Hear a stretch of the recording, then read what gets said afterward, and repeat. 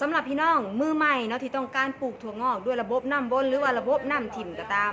สิ่งที่พี่น้องควรรู้เนาะข้อที่1ก็คือเกี่ยวกับการตลาดดังที่หลายๆคลิปที่ทางฟาร์มของเราได้แนะนำไปนั่นตัวที่2ให้มาเบิ่งว่าสถานที่หรือพื้นที่เนาะพอเรารู้จักเกี่ยวกับการตลาดแล้วเนาะเราจะมาเบิ่งมาวางแผนเกี่ยวกับ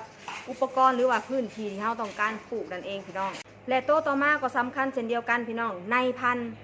ดังที่ด้านหลังเนาะทั้งเบิดเนี่ยเราจะเตรียมจัดส่งไปที่โฮงปลูกถั่วงอกแบบแห้งน้องอ้ายต้องขอบใจ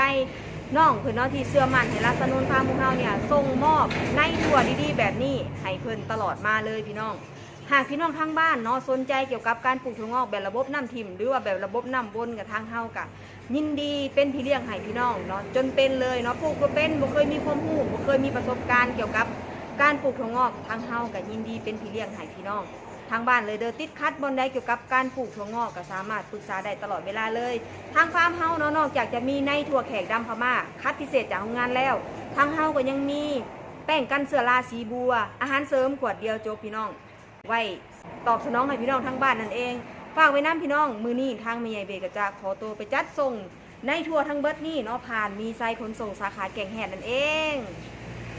พี่น้องเขตใกล้เคียงที่ต้องการถั่วงอกสดแบบบ่ล่างก็สามารถ